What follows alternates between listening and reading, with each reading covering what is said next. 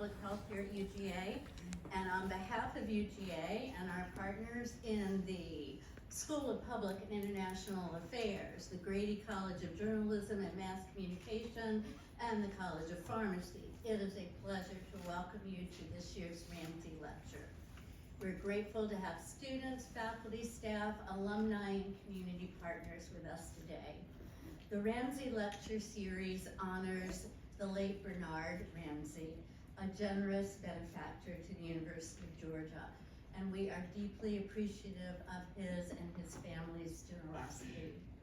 The Ramsey Lecture brings together campus leaders whose work expands how we understand public health, its complexities, its challenges, and its opportunities.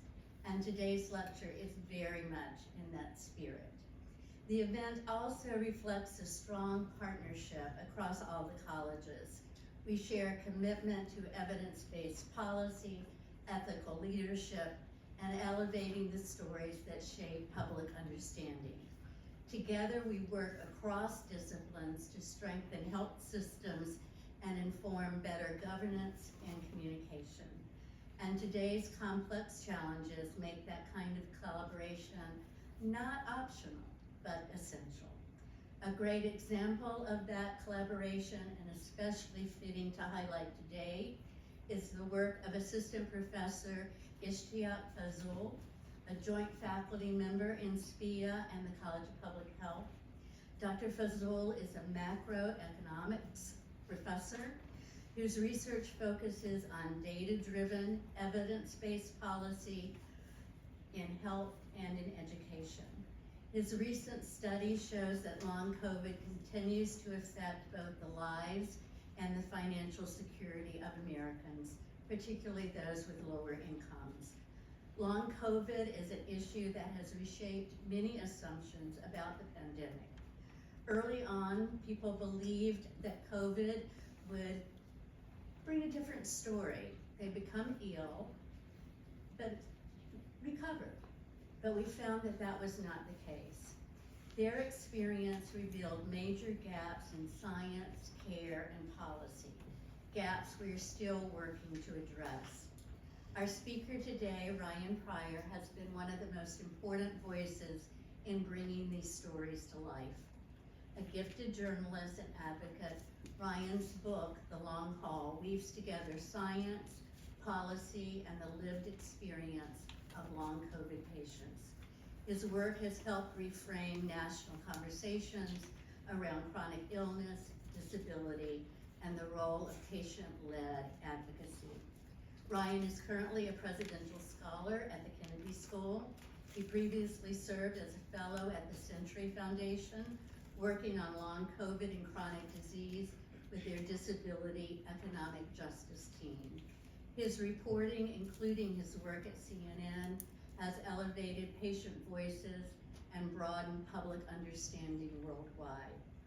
As we listen to his lecture today, I encourage all of us to consider both the human stories and the science and policy implications behind long COVID. This issue sits at the intersection of systems, science, and equity. It reminds us why interdisciplinary work matters and why partnerships across the colleges and university are so vital. Ryan, I want to thank you for your scholarship, your advocacy, and your leadership. We are honored to have you with us today.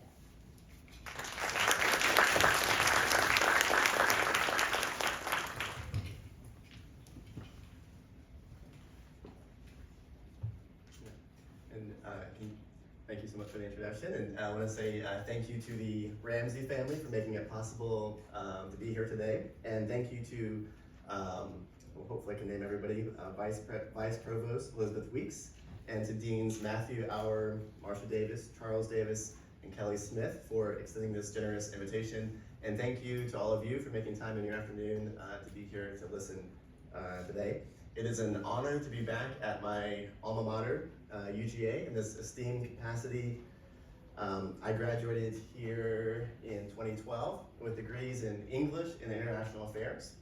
On campus, I was part of the Honors College and I founded a magazine called the Georgia Political Review, which is still in circulation 12 years later. This is our second issue about Obamacare at the Supreme Court, and Obamacare is still in the news today.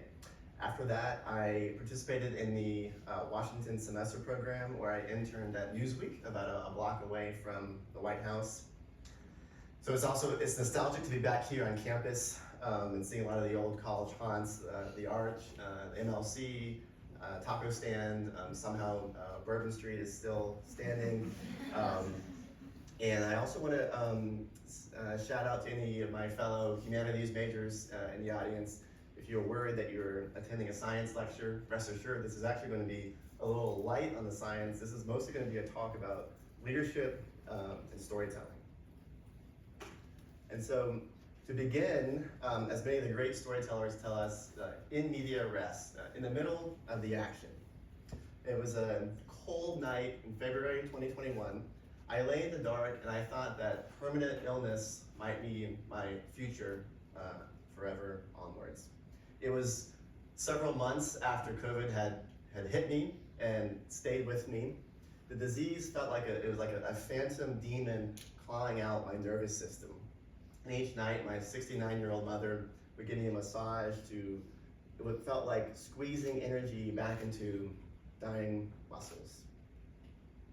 So, just over a year earlier, I had written a story that had gotten the largest number of reader engagement for any story that's seen and published in 2019. It came during a big year when there was a fire at the Notre Dame Cathedral. There was the opening of impeachment proceedings against the president. But this was a story about humanity that had struck through in a news-drenched year. And I had written a number of stories like this. So, buoyed by a string of these chart-topping stories, I had been flung straight into covering the COVID-19 pandemic. And I thought it was probably the most exhilarating time in history to be a science writer. But then 9 months in, on Christmas Eve, the virus got to me also. And I still wasn't better months after I first tested positive. So you've probably heard of long COVID being a condition that is characterized by fatigue and brain fog. And I would rather tell you it is something more like a total deadness of the body, where it feels as though your body's ability to create energy has been compromised at the very cellular level. It felt like it was impossible for me to form a coherent thought at all. I was only 31 years old, and I was used to writing stories that commanded millions of readers. But I was sitting here in the dark wondering if I would ever write again. I was used to running 4 miles a day, but now my 66-year-old father had to wait patiently by when I could only walk barely a few houses down the street. My brain couldn't handle the stimulation of looking at a computer screen, and I sat still very cautiously writing even a few words in the dark, describing the days with only the slightest sliver of energy that I could muster. Now, those scenes written in the dark became chapter 7 of my book, The Long Haul. They became the heart at the center of the story. It's a story about the millions of people who are living with the long-term effects of COVID-19, and also about the possibilities that they could change the healthcare system forever. Now, it's 4 years later now. Some mornings I still shave and brush my teeth and thank God that I can even walk out the door at all. I recovered, I did finish writing the book, and when it was published, I took a job working at a think tank in Washington, the Century Foundation, and I traveled the country writing and talking about the future of health policy. Afterwards, I enrolled at the Harvard Kennedy School of Government for a master's degree. I wanted to dream bigger dreams, and I wanted to blow the possibilities wide open for leadership and what I could do to help solve the most vexing problems and help to leverage the best of media, government, Silicon Valley, and academia and nonprofits. After I graduated, I went to go report in Ukraine. I just returned from several weeks on the ground there, and I continued a lot of the same types of stories that I've done before. I was interviewing social entrepreneurs who are building new health models to help healed the trauma from the largest land war in Europe since World War II. And I toured the 3rd Assault Brigade's state-of-the-art drone pilot school, which is innovating a new talent pipeline that could turn the tide of the war and help save democracy in Eastern Europe. And I went to a press conference with this guy, President Zelensky, at his ceremonial palace in Kyiv. So about a week ago, I was speaking to students on Capitol Hill from UGA that were part of the Washington semester program, and some of them asked me, what would fuel a pivot from writing a book about long COVID to filing dispatches after air raids in Ukraine? And I said that the through line, the thread here is finding the human heart at the center of international crisis. So this framework I developed for long COVID, I believe could be applied to a wide variety of other situations. And this is a drive that fuels many of the great authors and journalists, including one of my favorites, who is Michael Lewis, who wrote The Big Short, Moneyball, The Fifth Risk. If there's an author I want to be when I grow up, it's Michael Lewis. And I hope that this is something that I consider what could be the arc of the plot of a book, but I also hope this is the arc of my life. So it's a thread about using stories to change the world. That is really my North Star. So I learned in high school that great literature has 2 components, the personal and then the universal. And from there, you find a hero, you make that hero solve a problem, and you set them out on a quest to do that. So as leaders and as storytellers, it's important to make the strategic personal and to make the personal strategic. So then you go to this step 3 here, and how do you turn that story into change? One of the ways that we do that is through advocacy and through policy, so working in nonprofits or working in the government. Or step 4, it could be through startups and entrepreneurship, building a new technology, building a new company, and using business to solve that problem, to solve that policy failure or that market failure. But in the end, I wanted to celebrate this idea of where we could get to as change makers, as tri-sector athletes, combining the best of public policy, best of entrepreneurship, and storytelling, and fusing that all together into one way of solving problems. So this is an idea that I've been playing with for a number of years. You may have heard of Joseph Campbell, who wrote a book called The Power of Myth, about the hero's journey. And I've been thinking about it from the point of view of what would the policymaker's hero's journey be? And Joseph Campbell forms this idea based on the Iliad and the Odyssey, and you also see the same plot in Star Wars or Lord of the Rings. But if we apply this to policymaking, it wouldn't just be for long COVID or for medicine. I feel I've found these same characteristics in a lot of the immigration activists or education campaigners or entrepreneurs that I've been writing about throughout my career. But it also happens in basically every disease I've written about also, and we'll see that later in this presentation. But there's a specific arc that I see in almost all the people that I choose to write about when I'm not being assigned the story, but the people who I choose to feature when I can. That there is this descent into the underworld. Oftentimes this might be that someone gets sick. They will lose something really important that they hold dear. They will move on to a phase of problem solving. They will figure out a solution. It might be a solution that works for them. But then because of that process, because of dealing with this existential issue, they are transformed. They're forever changed. And but they may have figured out a solution for themselves, but they've also got to figure out ways to apply that to the rest of the world. And when you've had this experience, you cannot help but talk about it. You cannot help but tell every single person you come across. So communication becomes one of the most important parts of problem solving. Telling this story is what elevates the problems that are not being discussed in the world. And a lot of these change makers find their ways to people like me, who are storytellers that can help communicate that.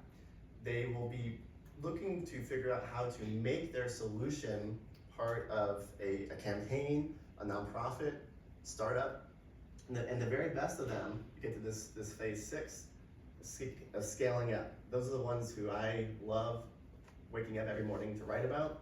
They're the ones who elevate their solutions into a world-changing force. Now, having spent the last year or so at Harvard, people ask me, what was the most important thing? Can you sum it all up in one sentence of what you learned? And I think it's kind of an absurd question, but I will take the bait. I learned hundreds of things that were transformational. But this is the most important insight from the most famous leadership class at Harvard, that leadership is not an activity, or leadership is an activity, it is not a role. Leadership is a process, it is something that we exercise. Leadership is not a position that you receive. And the way that we make change oftentimes come from people who have low levels of informal authority. And in the case of the people that we're going to talk about today, they develop they have low, I keep getting this wrong. They have low levels of formal authority, but they have high levels of informal authority. And the informal authority doesn't come from a position, it comes from, in these cases, people who have lived experiences, who have the power of their own stories. And a lot of them, by virtue of being patients, occupy a very low level on the healthcare hierarchy, but the power of their story gives them the highest level of informal authority. And that is the story of how long COVID patients have figured out ways to change the future of healthcare. Second aspect of adaptive leadership, this comes from Ron Heifetz's adaptive leadership framework, is that leaders are people who can be on the dance floor and on the balcony simultaneously. So they are in the action, they're in the thick of it, they're in the arena, but they can also take a moment to reflect and to be not just of the moment, but outside the moment. The people who can learn to do that are the ones who end up being the most effective leaders in a wide variety of fast-changing, evolving situations. The pandemic could be one of them, but you could easily insert a war, a recession, any other thing that could be a crisis, how to lead through it. So again, this isn't just a talk about science, it's a talk about storytelling and leadership and how to be a change agent and how to make your mark on the world, no matter your passion, no matter your problem, and no matter your role. And finally, there's one other thing from this Kennedy School experience, is that when you're speaking to an audience, you should always make the audience the heroes of the story. So as you're listening today, think if your life were a book, what would be the quest? And here's mine. This is the very first page of the book. Long COVID was talked about as this idea that it was something new, something that had never been seen. But it is actually the new face of an old problem. So disease, this is a quote from the 19th century from a French neurologist. Disease is very old and nothing about it has changed. It is we who change, and as we learn to recognize what was formerly imperceptible. And what was formerly imperceptible was this hidden pandemic, arguably for all of human history, of infection-associated chronic illness. One of the ones that I will talk about today is myalgic encephalomyelitis, chronic fatigue syndrome, which is something I was diagnosed with in high school. We're also going to discuss POTS, postural orthostatic tachycardia syndrome, and then dysautonomia is one of the ones I will discuss as well. And these come from a lot of different infections or pandemics. This was demonstrated in the 1918 flu, the largest ever previous global pandemic before COVID. And it's probably most common in chronic Lyme or persistent Lyme as well. So, for a quick flashback, after I finished this internship at Newsweek magazine, I had gone on to working as a collegiate correspondent for USA Today. And in 2012, I was spending a lot of my time covering the presidential election, Obama versus Romney. I thought this was the most important thing that I could be doing as a reporter. But I had the option to write an opinion piece, and I chose to write an opinion piece about something that was near and dear to me. And it was this human story that burst through the news cycle, and that's become a trend throughout my career. When I was in high school, I had this illness, chronic fatigue syndrome, and I missed most of my junior year of high school. And I went to more than 12 different doctors, as specialists, none of them could figure out how to diagnose it or to treat it. And it became the most transformational moment of my life. And I wrote in this piece, it is almost impossible to describe how deeply that pain touched me, how it completely redirected my life. The existential weight of knowing that the smartest physicians around me had no clue what was wrong and could give me nothing to ease my suffering, that fell on me. In those darkest, weakest moments, when your body is nothing but dead weight, you learn to see God most clearly. You are reborn. And I wrote those sentences sitting in a chair in MLC, probably a few hundred yards away from here. But they were heard around the world, and they launched me into this community of people who had the same illness, some of them had been disabled for life. And I realized that I had to figure out how to use my life to do something more. So I teamed up with a fellow student named Nicole Castillo, who was a film major studying telecom at Grady. And we set off on a journey around the country to tell this story. We raised $150,000. We formed a 501c3, and we interviewed scientists and doctors and patients to tell a story that we believe was the great underreported story, medical story of our time.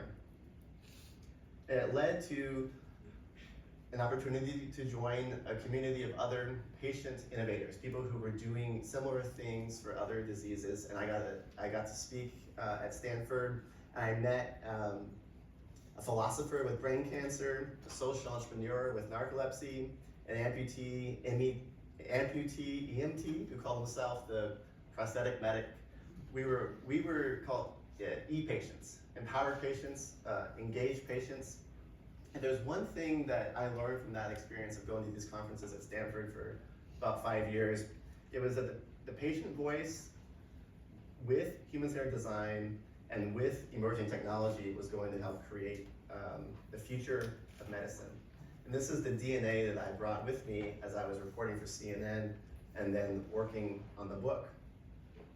So COVID caused an impact of about $16 trillion on the US economy.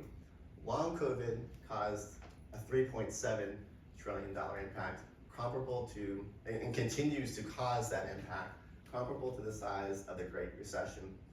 So a $3.7 trillion market failure represents a $3.7 trillion policy failure. This comes from Larry Summers, the former US Treasury Secretary. His findings are based on the idea that at any given time, 1 million people will be out of work with the effects of long COVID. This was also corroborated by Professor Fazul from the University of Georgia, who's here with us today. He found that there's a significant portion of this burden is due to lost employment. And for anybody who's on Professor Fazul's tenure committee, let it be known that he was quoted alongside the Treasury Secretary. So to dial in, so this is the most scientific slide of the entire presentation, and I'm happy to discuss a lot more detail about the pathophysiology. But it is a very complex pathophysiology, or so you've been told, I will say. So how could a disease affect the brain, the circulatory system, the immune system, the endocrine system, all at once? And you've also probably heard that COVID or long COVID is going to be largely in the pulmonary system. If it's a pulmonary or respiratory virus, it probably will cause long-term lung damage. One of the key things to know about long COVID is it is mostly not in the lungs. It is in the brain, it's in the nervous system, and it's in the circulatory system, more so. The first and most important study, I would argue, about long COVID came from a group called a Patient-Led Research Collaborative. It came from patients in the year 2021. They found 203 distinct symptoms across 10 different organ systems. And I will get into, we can discuss a lot of the symptoms, but I'll get into a lot of what those underlying causes are. One of those things is endothelial infection. It is the SARS-CoV-2 virus gets into the cells that line the blood vessels, and that's one clue into this complex multi-system aspect of how it gets across the entire body through the bloodstream. The blood is also affected by microclots. Usually when blood clots are usually detectable because they're very physical and oftentimes very big. These microclots impede blood flow, and they cause a lot, can lead to low oxygenation. Not getting enough oxygen to the head is one of the basic reasons why brain fog and cognitive dysfunction is so common in this group of patients. And here, one of the more trickier ones is these persistent viral reservoirs. The SARS-CoV-2 virus can lodge itself into a lot of different tissues in the body, and we know this because of autopsy studies that, and it's easy to do an autopsy on a dead person. It's a lot harder to do that on a live person. So we can get tissue samples from colonoscopies or skin punch biopsies, but overall we know that the virus can lodge itself in a lot of different tissues. So if a certain organ system is not working well, the virus could be causing inflammation locally. More globally being across the body, viral reactivation is one of the most common things that patients experience. So many of you may have had mono or know somebody who had mono, which is caused by the Epstein-Barr virus. That virus continues to live in the body, and it can get reactivated under a COVID infection, and it can cause a lot of the same symptoms afterwards. And then one of the most interesting, the last on this list here, is the vagus nerve infection hypothesis. And the vagus nerve is a nerve that permeates the entirety of the body and sends immune system or nervous system signals. And if the virus gets into the vagus nerve, one scientist described it to me this way, that it would be as though you held a candle up to a fire alarm or smoke alarm, and there might not be a fire in the entire house, but the smoke alarm doesn't know that. It only knows there's a fire right up next to it.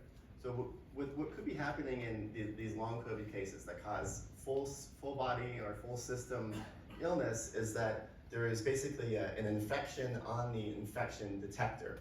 And if that malfunction occurs, then the body gets tricked into thinking it is sick. It will exhibit all the characteristics of being physically sick, even though that underlying virus is still really tricky to find.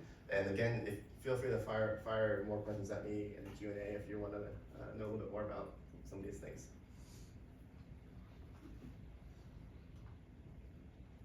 But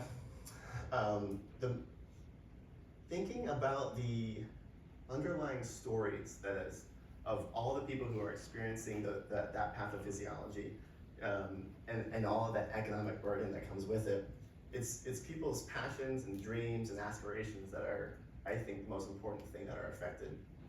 I'll give you a few of the stories of people that I spoke to for the book. One of them was a novelist in New Zealand who could no longer write. Another was a singer in California who lost the ability to sing. And there was also a sommelier in Arizona who lost the ability to taste. And it's these most important parts of ourselves that often get taken by an illness. So my training from Stanford Medicine X taught me to look for patients who emerged to solve these problems themselves when the healthcare system or the healthcare establishment was failing. And even as somebody who knew from having a post-viral illness myself, these change makers emerged a lot faster than even I would have predicted. One of the stories is a guy named Harry Leeming. He is in the United Kingdom. He was the co-founder of a startup called Visible. He got sick in the first wave of March 2020, and he set him on this journey to build a company that could transform the science of chronic illness. It started out for him, though, as pure, unexplainable suffering. He got the virus, but he never recovered from that additional viral infection, and he found that it was impossible to stand many months later due to severe heart palpitations. So he's a London-based engineer. He's only 29 years old, and he goes to the emergency department desperate to find something that could help him. And he was flabbergasted by what he was told. The doctor dismissed him and said it was just anxiety. So when I interviewed leaning, he said, "I couldn't quite believe them. And it dawned on me that medicine in its current state was not able to help me." So one of the most important things that patients with this condition find is that they can manage your symptoms through a process called pacing. And the way that the basic idea here is to keep your activities levels low enough so that your heart rate stays low enough that it doesn't go over a certain threshold that's going to exacerbate this huge onslaught of terrible suffering and symptoms. So what patients do is they wear a heart rate monitor. It could be a Fitbit. You may have heard about Fitbits for wellness, for exercise. This is applying Fitbits for illness. And this company now has 25,000 users. This is 2 years ago when I spoke to him. I'm sure it has a lot more than 25,000 users now. And it had very quickly attracted $1 million in seed funding. And it had also got him an invitation from the Prime Minister's office in the UK, and he went to number 10 Downing Street to discuss how they could use this platform to help develop a countrywide, population-wide data set for monitoring long COVID and doing research affiliated with universities. So Leeming asked this key question, when the medical profession is baffled by these strange diseases, how can patient experts push research forward? And here's one more. Lisa McCorkle is one of the main characters in the book. She was also named to a list by the journal Nature to be one of the top 10 scientists of the year in the year 2022. She was 28 years old when she first got sick. Not too different from many of the people in the audience here today. She was a recent graduate of the UC Berkeley School of Public Health, or of Public Policy. She was not a scientist. She was forced into becoming a scientist because she got COVID in early 2020. Her symptoms were similar to Harry's. She had this POTS, postural orthostatic tachycardia syndrome. If she stood up, her heart rate went over 150 beats per minute, and she was in danger of fainting. This is common across all POTS patients. This is one of the many syndromes that are affected with or associated with long COVID. So she joins a group that sprung up on Slack, tens of thousands of patients who had these long-term symptoms that were baffling and they didn't understand, all joined together to talk about what was going on at a time when public health leaders were saying that COVID was a disease that would affect the vulnerable, that affected people who are immune compromised or elderly. But for anybody else who is otherwise young and healthy, they should be clear of it within a couple weeks. But then you've got all these young, healthy marathon runners, PhD students, people who have their entire future ahead of them, who are coming back with these baffling symptoms that are lasting for months. They're kind of disabling. So this group, Body Politic, and I think it has a really important name because body politic is a term in political philosophy. And in this particular instance, it symbolizes this bottom-up movement of people who understand their own bodies as political objects, and they can use their own lived experience to push a new narrative. And this is the same way that democracy functions. And I think it would be a way for how we can model problem solving across all of society for a lot of other issues that I hope to write about. From that group, Body Politic, they spun off what became the Patient-Led Research Collaborative that published the very first research on long COVID. And Lisa went on to testify at the US Congress's first hearing on long COVID in the spring of 2021. So, since we started at the most granular and personal level, we're going to zoom way, way out to the strategic and to the global. And you may know this speech well. It's one of the most important speeches in American history. John F. Kennedy speaks to a group at Rice University in September of 1962. And it's a speech that would define a generation. He lays down one of the great challenges, and you probably know the quote, we choose to go to the moon in this decade and to do the other things, not because they are easy, but because they are hard.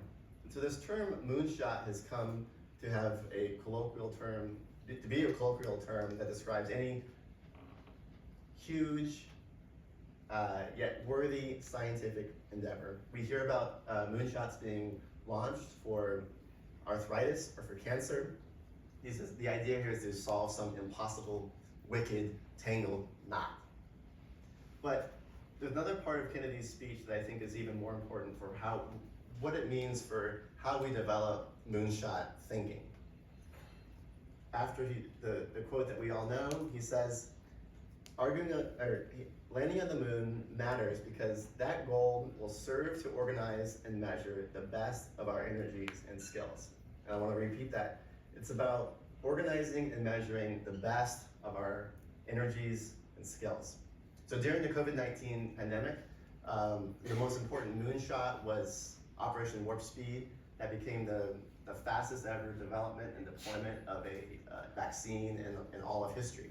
That was what it looked like to organize the best of our energies and skills.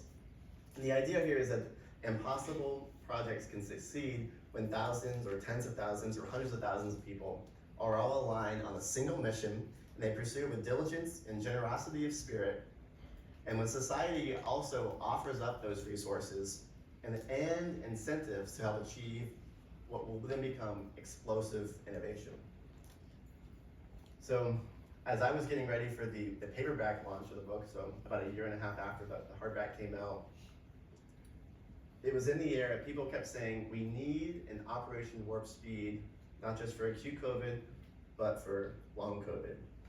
And as Alexis de Tocqueville, a political scientist, says that if there's a problem, a group will arise. This is a group calling itself the Long COVID Moonshot. They were calling on their senators to hold another major hearing about long COVID. And they were using an idea that came from Lisa McCorkle, who I just mentioned earlier. She wrote an editorial in the journal Science saying that a long COVID moonshot should be launched and it should be $1 billion a year for 10 years. And people jammed the phone lines of senators, telling the senators to join the hearing. And it was one of the most successful bipartisan hearings I've ever seen. Having seen a lot of really boring hearings, this was actually one that was truly a joy to watch, and there was hardly any partisanship at all. And the chairman of the committee embraced Lisa's call to action. Bernie Sanders built legislation for this $10 billion a year for 10 years, or sorry, $1 billion a year for 10 years. $10 billion total price tag for this NIH research program, and they want to have expedited clinical trials that can help target a lot of the pathophysiology that I mentioned before. It will have CDC surveillance, provider education, national public education campaign. Now, the one issue here is that there are 6 co-sponsors in the Senate, 23 in the House, but it is only Democrats. So figuring out a way to get Republican co-sponsors on board became one of the big white whale that advocates were chasing. I had transitioned, I had moved to Boston, I was working on a master's degree, and I was helping co-teach a course about policy entrepreneurship, and I had to find a bill to design a lobbying simulation around. So what advocates were doing on Capitol Hill and what I had done in previous iterations for other legislation, I was now had the opportunity to teach students how to do that. We divided students into about 5 different groups. Some of them represented the Long COVID Moonshot or the Patient-Led Research Collaborative. And there's a senator, an economist here who's playing the role of Senator Roger Marshall from Kansas. You can see a Kansas flag in the background. Roger Marshall is a physician and he is a Republican. He's a fiscal conservative, but most importantly, his wife has a severe case of long COVID. She's been sick for more than 3 years. And so Marshall is madder than hell about what's going on with his wife, but at the same time, he will not greenlight a single extra cent of new spending to help research this condition and to help get many more people well. And so this sort of dilemma is a characteristic of a lot of what happens on Political Hill, on Capitol Hill, trying to do the horse trading to get a bipartisan bill that might actually be passed. Now, admittedly, I've been spending less time following health policy by being in school and then by being in Ukraine. What's happened, although there was so much positive momentum in 2024, this past year has largely been characterized by playing defense. There was about $1 billion of funding that had already existed to research long COVID, and a lot of the fight was just simply trying to stop that from being rescinded. So there was a successful fight to keep that funding, but there was Medicaid work requirements have been pretty punishing on people who are chronically ill, who have a relapsing or remitting illness. You may feel well one day, but sick the next day. And if you have an employer that's helpful to you, you can figure out ways to try to get around that. But if you lose your medical insurance because of that, you fall further and further into this hole that Professor Fazul and others have described, where a lack of income makes it almost impossible to climb out, even for people who were not previously at the poverty line. So this is a story not just about biology, but it's really about the social conditions around patients, poverty, housing, discrimination. So this continues to unfold, and it's something that we should all be following closely about whether or not we can translate long COVID research into practice that actually helps people. So I want to focus on, instead here, we don't know where the story will end with long COVID, but I want to give you some shoots of hope about what it looks like when this sort of advocacy goes really well. And this is a set of policies that I think is going to work regardless of administration, and this is important, responsible policy that would work for Republicans and Democrats. And a model for how we can think about institutional renovation that can restore trust in government, precisely because we can restore effectiveness. People will trust a government that can actually work effectively. So one of the most inspiring stories in healthcare advocacy comes from the world of ALS. This is Brian Wallach and Sandra Abrevaya. They fell in love when they were running the Obama campaign in 2008. And Brian went on to work as the assistant White House counsel. But the day that they were bringing their new baby daughter home from the hospital, Brian received a diagnosis that he had ALS, and on average this will kill people within 5 years. He was only 37 years old, and so him being a policy entrepreneur, having an expertise in advocacy and nonprofits, working with government, he did the thing that he'd been trained his whole life to do. He built a coalition. He built a coalition around his personal problem that he was facing, and he made that universal. And I would encourage you to read this Politico magazine article, among lots of other things about the underlying mechanics of how they made this happen. But they created this act that was signed into law in 2021, the Act for ALS. It's $100 million a year for 5 years. And some of you may remember in 2014, there was the ALS Ice Bucket Challenge, one of the great victories of health advocacy of recent memory at least. And that raised $115 million. So by getting, at the stroke of the president's pen, this was a piece of legislation that greenlit an ice bucket challenge every year for 5 years. So I enjoy Brian can no longer speak. Is one of the more interesting interviews of my career was, how do you have a conversation with somebody who cannot speak? But his wife can help translate, and it was a really incredible conversation for me to get a chance to talk to him. And how do you tackle a disease advocacy campaign the way that you would tackle an inspiring generational presidential campaign? So a film about them is now streaming on Amazon Prime, so I encourage you guys to watch that. And it's been really a great time to get to know them and to follow this story about what it looks like to do health advocacy at the top level. And I hope this is something that I brought the people from IMALS into the long COVID world to try to have them cross-pollinate. And finally, here's a second example of what it looks like to do this type of work at an inspiring world-class level. So earlier I mentioned a study or a piece I wrote about a guy who was bedridden for 11 years and he invented a surgery and cured himself. And when I wrote that story, one of my editors came to me and said, hey, that was really cool, go do it again. And so I set to work. And a guy named David Fagenbaum followed me on Twitter and I said, oh, this looks like this guy could be the one. So I wanted to, he was getting ready to come out with a book about his life. It was called Chasing My Cure. He is a professor at the University of Pennsylvania Medical School. He had been given last rites before finding a treatment that he used to ultimately save his life. And the key part of this headline is that his method could help millions. So he has this condition, Castleman disease. It's a little bit like autoimmune disease. It's a little bit like cancer. But he figured out a way to use an existing approved drug, sirolimus, which the underlying mechanism is rapamycin, which is a popular thing in the longevity community. And it was sitting in a pharmacy a mile from his house, even as he's dying. But the drug had not been approved for Castleman, it had been approved for something else. So the lesson here is that many of the great future breakthroughs in medicine are actually hiding in plain sight.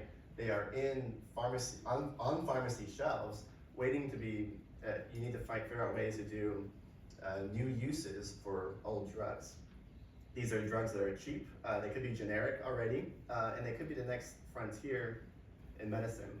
So this is the book that came out in 2019 when I wrote about him, and it also will be made into a movie in the next year or so. So I encourage you to know about this before it really hits.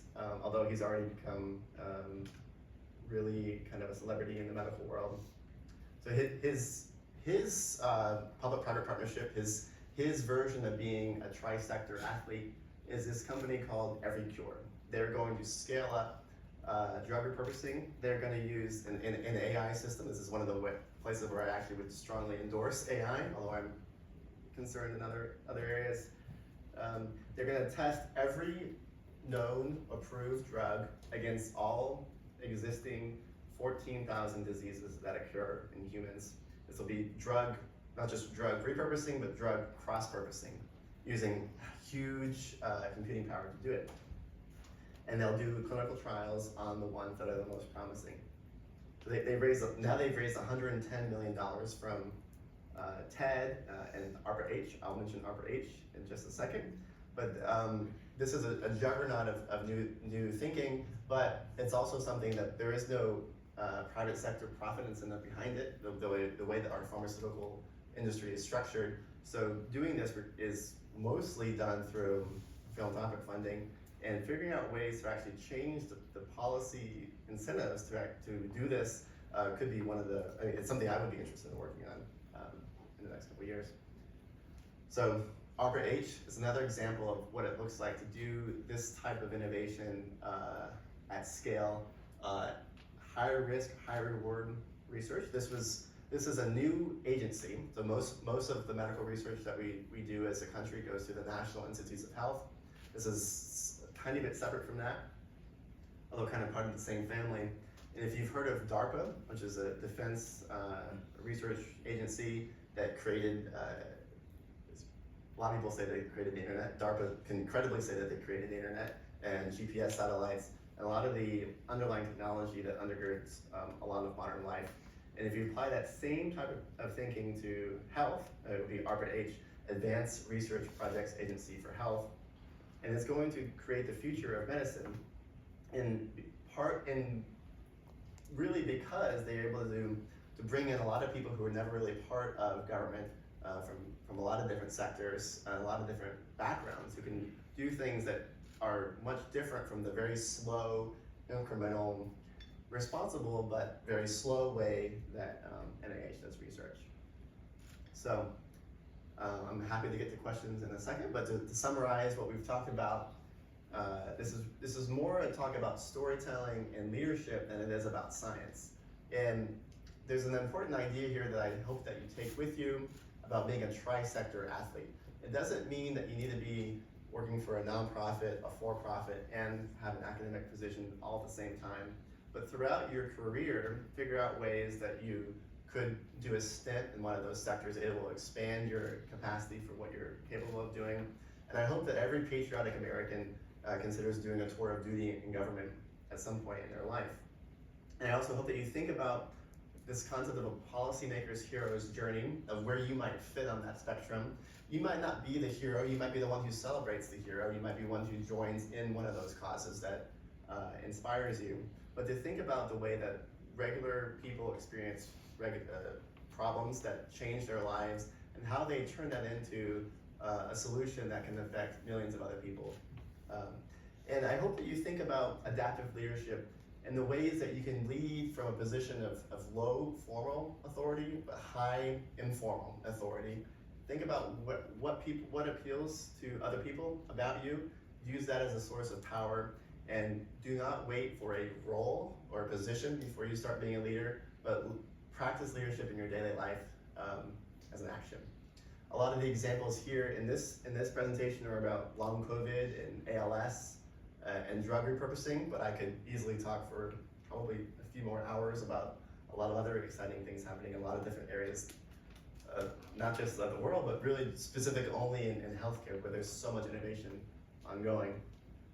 So as you leave here today, I hope that you think a little bit more about your moonshot, and to think about what choice you could make to engage in this idea of how do you channel the best of our energies and skills.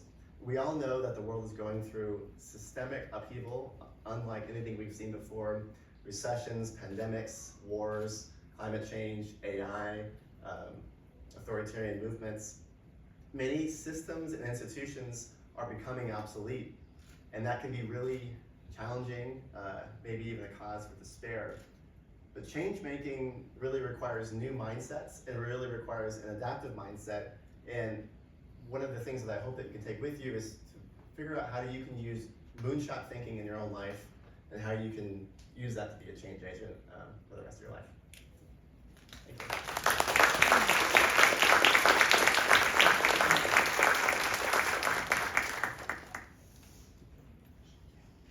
Any questions?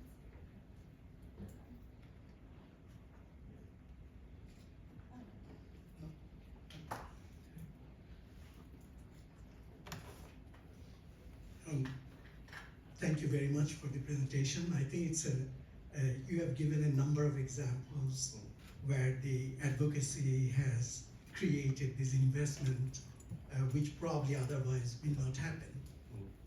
But my question is, these are almost looks like efforts to reallocate resources. We don't have unlimited amount of resources. If we spend more money in one area, we are probably not spending money in another area. Given that the resources are limited, is there any way to develop a mechanism where resources should be allocated according to the burden of diseases of the population? We are talking about, let's say, your emphasis on long COVID. In the estimates in US is that there is about 17 million people who reported long COVID in USA. But if you look at number of cases of cancer, diabetes, there are a lot more than that.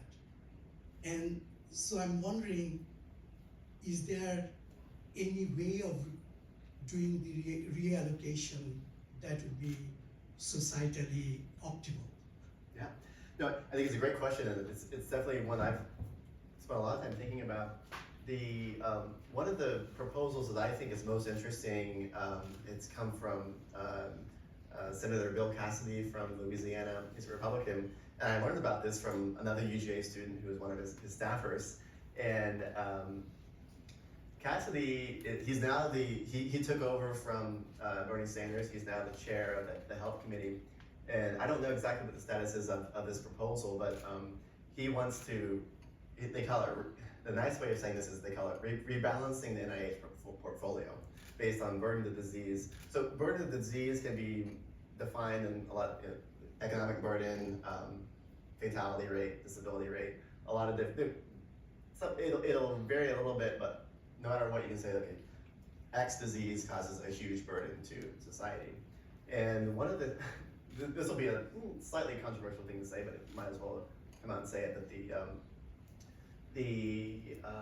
there is more than, there is, we'll say several, I don't know the exact number, several $1 billion of research that goes into AIDS every single year. The HIV/AIDS burden on the US taxpayer is actually pretty low, and comparable to the amount of, very, very low, comparable to the amount of money that we still pour into HIV, which was very necessary 20, 30 years ago, is less necessary now.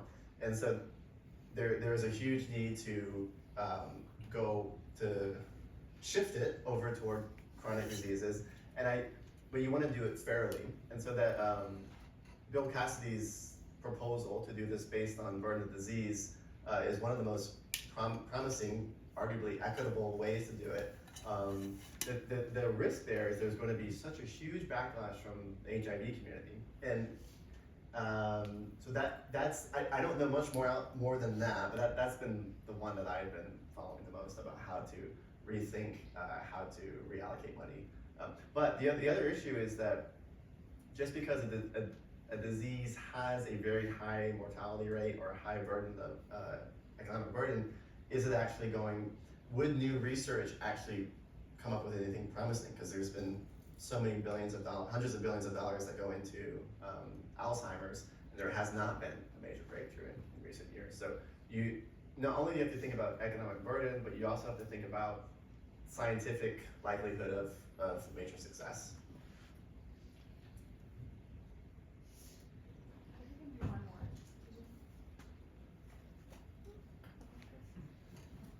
Hi, I'm Vanya. I'm a second year management and IA major, also in GPR. I think a few of us here are. But I'm an aspiring international lawyer, and so I wanted to ask how you believe international law or IGOs such as the UN tie into this upcoming or increasing interest or formation in health policy. Say that one more time. How international law or IGOs such as the UN tie into this upcoming or increase in formation of health policy. I will confess that I don't really have a clear, immediate answer for you right off the top of my head, but I would love to chat with you more informally afterwards, and again, it's something I probably need to think a little bit more about, but can we do a couple more? Hi there, I'm Kenzie. Thank you very much for being here with us today. I wonder what you think constitutes a moonshot, like when we're talking about the IMALS and the funding that they were able to receive for the amount of time they were able to receive it was a tenth of the funding and half the amount of time as the moonshot COVID, long COVID people were seeking, and I wonder where you think conceding or compromising fits into your view of what a moonshot is. Yeah, and I'll just to talk about this in a narrow example of the long COVID moonshot, because that it was kind of arbitrary. It was sort of a rounded up number that sounded good. I thought $10 billion moonshot was not gonna happen. I thought that was great. And honestly, it still hasn't happened. It's just a proposal. There were other people who were saying it needed to be something like $28 billion. And there was a whole set of calculations about where that $28 billion came from, which I thought was completely fantastical. It was a big for me to even, not that I can endorse legislation per se, but for me to get behind this idea that $10 billion was a good idea. And a lot of it has to do, I mean, you can use previous examples of previous expenditures on other conditions as one way of thinking about it. This is only thinking about a medical moonshot, and it would be tremendously different from other areas. But I would use previous examples, likelihood of success, and the way that long COVID research was being allocated and the progress that was being made as I was reporting the book, it was likely that there would be a breakthrough within about 30 years. And there's a set of criteria where I had come to that overall view. And people when I would say that publicly, people thought I was kind of criticizing them. But it was not even a critique. It was just sort of a logical explanation of of the waterfall approach. There's more of a waterfall slow approach, or you can do a more agile design, and bringing patients into the process was much more likely to get outcomes that were actually going to be useful for real people, and they were not doing that. So a lot of it will come down to the size of the expenditure is really important, but then the design of the research, and on almost everything, I will always advocate for a more human-centered approach to healthcare, immigration, etc. But solving problems the way that closest to the real people who are experiencing them, and that kind of thing can be a real force multiplier for a moonshot in any area.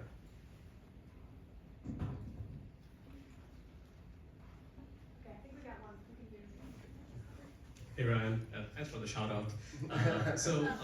I have a question about the gaps in long COVID research. So what do you think are the gaps in long COVID research currently, and how do you think community partnerships and patient-led research collaborations, academics can interface with these collaborations to fill some of those gaps? So gaps, biggest gap, pretty much anybody will say that there ought to be an approved drug. There continues to be no approved drug. And in order to get to approved drugs, you need to have drug trials. You need to have a lot of promising candidates in the pipeline. So getting more good drug candidates in the pipeline is really important. And the way that a lot of the time that you have certain pharma companies that are pushing certain drugs that they think might work, and they want it to work because they can make a lot of profit from it. But and there's a lot of patients who would love for a pharma company to make a huge profit if it means that they themselves will get better. So there isn't always this, in these sort of unsolved diseases, there's a huge hunger for partnership, not just between patients and NGOs, or partners between patients and government, but patients directly working with pharma companies. But that can be extremely tenuous, and there's all kinds of negative things that can happen when they work directly with pharma companies. But every single person will always say that they're not advocating because they think it's fun. They advocate because they need a life-changing intervention. And so that in the case of Roger Marshall, who's this, one of the Republican senators that I mentioned, part of that was not just him being stingy because he's a fiscal conservative. He had a lot of reason to believe that if there was $10 billion that was given to research, that it would be misspent, and the government would have nothing to show for itself after 10 years. And why does it have nothing to? If you pour $10 billion into research and you have nothing to show for it, there's a bunch of different reasons why that happens. But you have a lot of scientists who have existing portfolios in obesity or in heart disease, and they want to transfer that into long COVID. They stick a long COVID label onto what they're already doing, and they don't spend time listening to patients. And I can sound like a broken record when I, patients, but, and talking about patient voices, but I think it really does move the needle. Those are a few of the different gaps. Or the biggest gap is lack of a good drug, and then figuring out how to get to promising candidates is really important. And a lot of the people who are in the patient-led research collaborative that I talk about in this presentation have a long list of drug candidates that patients themselves are using and talking about in online forums and advising each other about on how to use wisely and how to mitigate any side effects that come. And they post and they explain, I took this supplement for this many days and I had this outcome. And a lot of scientists, or a lot of patients, oftentimes have masters or PhDs in science. They can actually approach their own body the way a scientist would. But that level, these really highly developed e-patients don't always get that level of credibility in policymaking circles. But in the way that they were designing the long COVID moonshot, you were seeing a lot of it. But then that stops being a scientific problem and starts being a political problem of how to get that bill over the line. If there's a change in the makeup of Congress in 2026, that bill might start becoming more possible. So Ryan, this is excellent. Thank you. Just real quickly, I really appreciate a combination of things here, including this idea that you know you're telling stories that are really designed to change the world, and that seems whoa. You know, I might just be trying to send 25-word emails to persuade someone to do something. You're like, you don't have time for that. You're like changing the world. But what I really appreciate that is that the combination of that with this idea that you don't need to be that formal organizational leader, and that some of the leadership actually emerges from your lived experience. So the examples that you gave of people who are like right on the front lines and actually have gone through the pain like you have gives you a kind of legitimacy that leads to your own leadership. So this combination of things and inspiring us to think about our next moonshot, even if we're not necessarily, the top dog, I think was really, really well done. So thank you so much for this. And I hope that others here will stick around because we have a reception. Is that on this? It's right outside. Okay, makes it easy. Thank you, Ryan, very much.